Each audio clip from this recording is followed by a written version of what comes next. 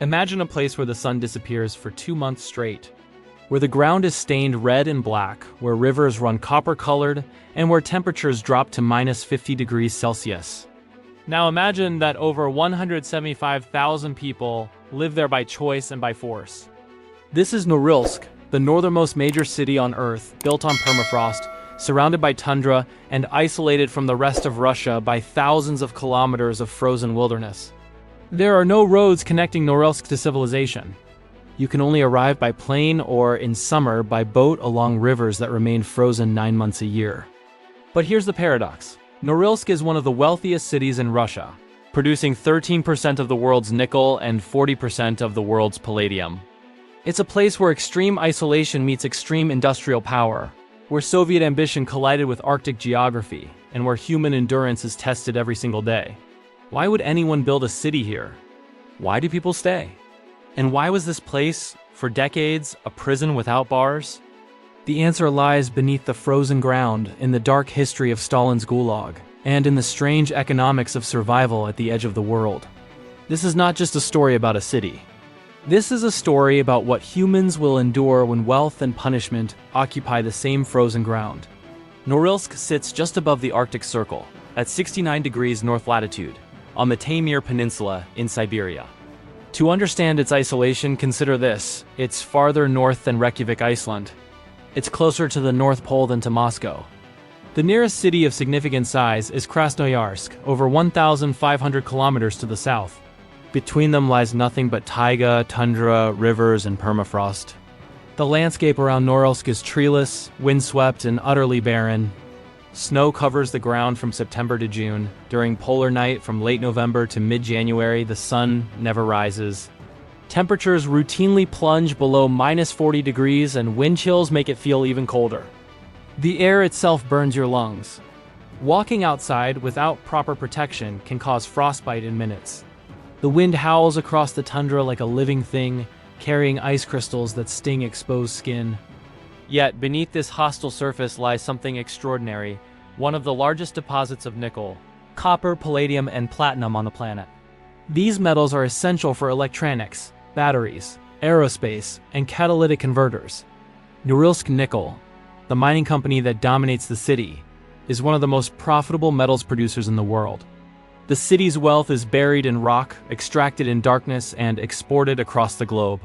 But wealth alone doesn't explain why a city exists here. Geography made Norilsk valuable. History made it inevitable.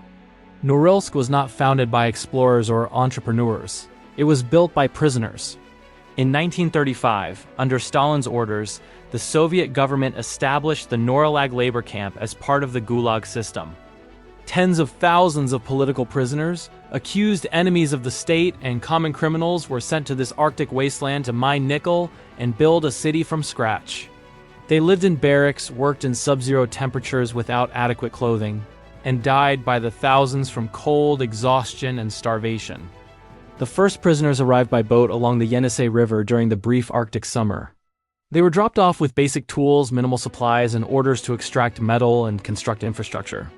There were no buildings, no roads, no hospitals. Just tundra, rock, and endless cold. Estimates suggest that between 1935 and 1956, when the Gulag system officially ended, over 500,000 prisoners passed through Norilsk. At least 17,000 died, though the real number is likely much higher. Records were destroyed, deaths went unreported, and bodies were buried in mass graves beneath the permafrost. The prisoners built the mines, the smelters, the roads, the housing blocks, and the railways. They laid the foundation for what would become one of the most valuable industrial complexes in the Soviet Union. Norilsk was not just a city. It was a monument to forced labor. And even after the camps closed, the city didn't disappear. It transformed. The prisoners became workers, the Gulag became a company town, and Norilsk continued to grow. After Stalin's death in 1953 and the gradual dismantling of the Gulag system, Norilsk faced a paradox. The labor camp was gone, but the mines were not. The Soviet government needed the metals, and shutting down production was unthinkable. So they did something unusual: they offered incentives. Workers who volunteered to move to Norilsk received higher salaries, better housing, longer vacations, and early retirement. The Soviet state turned Norilsk into a showcase of Arctic development, a symbol of human triumph over nature. By the 1960s and 70s, Norilsk was a closed city, meaning foreigners and even most Soviet citizens needed special permission to enter. It was strategically important, economically vital, and environmentally catastrophic. The smelters pumped toxic sulfur dioxide into the air. The tundra turned brown and lifeless for kilometers around the city. But for those who lived there, Norilsk offered something rare in the Soviet Union: prosperity. Salaries were double the national average. Apartments were assigned quickly. Food was more available than in other regions. People endured the cold, the pollution, and the isolation because the trade-off seemed worth it. Yet there was always an undercurrent of compulsion. Leaving Norilsk wasn't easy. The city was isolated by design. Travel required official approval. And for many, there was nowhere else to go. Norilsk became a place where people stayed not because they wanted to, but because leaving felt impossible. The infrastructure, the jobs, the entire economy revolved around Norilsk Nickel. The company wasn't just an employer. It was the city. It owned the housing, the hospitals, the schools, the transportation. If you worked for the company, you lived in its world. The collapse of the Soviet Union in 1991 changed everything. Overnight, the guaranteed salaries, the subsidized housing, and the state support vanished. Norilsk Nickel was privatized in a chaotic process that concentrated ownership in the hands of oligarchs. The city's population began to decline. In its Soviet peak, Norilsk had nearly 180,000 residents. By the 2000s, that number dropped as people left for warmer, less polluted, more accessible parts of Russia. Those who stayed did so because they had no choice, or because they believed in Norilsk's future. The city itself began to crumble. Buildings constructed on permafrost started to sink and crack. Pipes froze and burst. Infrastructure built by prisoners decades earlier was never designed to last, and now it was failing. Norilsk became a place of decay amid wealth, where billion-dollar metals flowed out while poverty and pollution flowed in. But the pollution was the real crisis. Norilsk nickel smelters were among the worst polluters on Earth. The air was so toxic that standing outside during smelting operations could make you physically ill. Sulfur dioxide levels were 40 times higher than safe limits. Snow fell black. Rivers ran red with heavy metals. In 2016, satellite images showed the tundra around Norilsk turning blood red from industrial runoff. In 2020, a massive diesel spill released 21,000 tons of fuel into Arctic rivers, causing one of the worst environmental disasters in Russian history. The permafrost, weakened by climate change, had caused a storage tank to collapse. Norilsk was poisoning itself. And yet, production never stopped. The world needed nickel. The company needed profit. And the people of Norilsk needed jobs. So why do people stay? Why does anyone choose to live in one of the most polluted, isolated, and inhospitable cities on Earth? The answer is complex, rooted in economics, identity, and resignation. For many, Norilsk is home. Entire generations have been born and raised there. Families have roots that go back to the Gulag era. Leaving means abandoning everything familiar, starting over in a country that offers little support for displaced workers. It's not just a city. It's a world. The salaries, while no longer as generous as in Soviet times, are still higher than in much of Russia.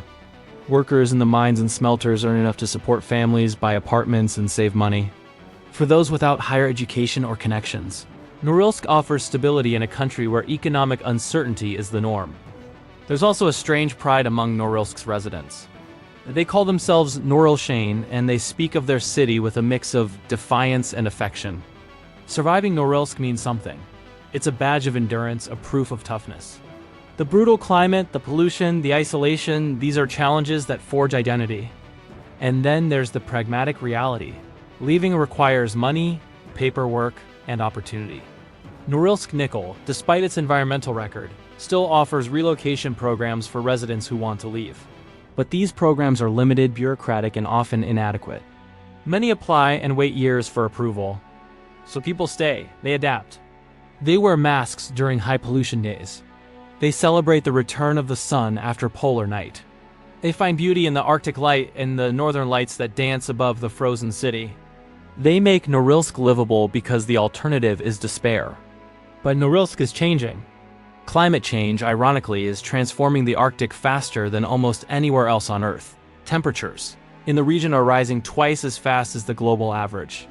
Permafrost, the frozen ground that Norilsk is built on, is thawing.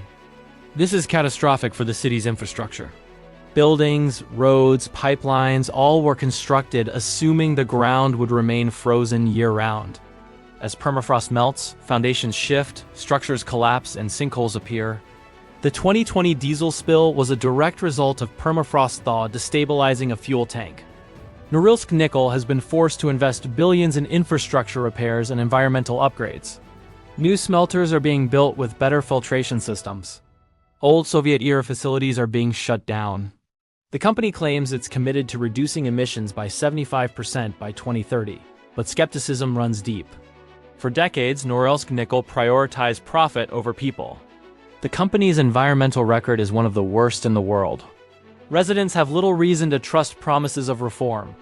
They've heard it all before. Meanwhile, the Russian government has declared Norilsk a priority for Arctic development. As Arctic shipping routes open due to melting ice, the region's strategic and economic importance is growing. Norilsk sits at the heart of this transformation, a hub for extracting the resources the modern world demands. The city's future is uncertain. Will it become a model of sustainable Arctic industry, or will it remain a toxic monument to exploitation? Will climate change force its abandonment, or will new technologies allow it to survive? These questions have no easy answers. There's a deeper irony at the heart of Norilsk's story. The metals extracted here, nickel, palladium, copper, are essential for the green energy transition. Electric vehicle batteries, solar panels, wind turbines all require these metals. Norilsk is, in a twisted way, powering the fight against climate change. But the environmental cost is staggering. To produce the metals that enable clean energy, Norilsk has become one of the most polluted places on Earth. The air is toxic. The soil is contaminated. The rivers carry heavy metals into the Arctic Ocean. The tundra, once a carbon sink, is dying. This is the paradox of modern industrial civilization. The tools we use to escape environmental destruction often require environmental destruction to create. Norilsk embodies this contradiction. It's a sacrifice zone, a place where the damage is concentrated so the rest of the world can drive electric cars and power homes with solar energy. The people of Norilsk bear this burden. Their lungs carry the pollution. Their children inherit the contamination. Their city stands as a warning. Progress has a price, and someone somewhere always pays it. Usually it's the people with the least power and the fewest options. Yet Norilsk is not unique. Across the world, mining communities face similar trade-offs: economic survival in exchange for environmental degradation. The difference is that Norilsk exists at the extreme geographically, climatically, and industrially. Everything about it is amplified. The wealth, the pollution, the isolation, the human cost. And that makes Norilsk a mirror. It reflects what we're willing to sacrifice, what we're willing to ignore, and what we're willing to endure in the name of prosperity. So what does the future hold for Norilsk? There are three possible paths. The first is continuation. The city survives as it always has, extracting metals, enduring pollution, and adapting to climate change. Norilsk Nickel continues to operate, residents continue to stay, and the world continues to need what lies beneath the permafrost. The second is abandonment. As permafrost melts and infrastructure fails, maintaining the city becomes unsustainable. The government offers relocation, the population dwindles, and Norilsk becomes a ghost city, a frozen monument to Soviet ambition and industrial excess. The mines are eventually flooded, the buildings collapse, and the tundra slowly reclaims the land. The third is transformation. Norilsk reinvents itself as a model of Arctic sustainability, investing in clean technology, renewable energy, and environmental restoration. The city becomes a research hub for climate science, a testing ground for living in extreme environments, and a symbol of redemption. It's an optimistic vision, but not impossible. Which path Norilsk takes depends on forces beyond its control.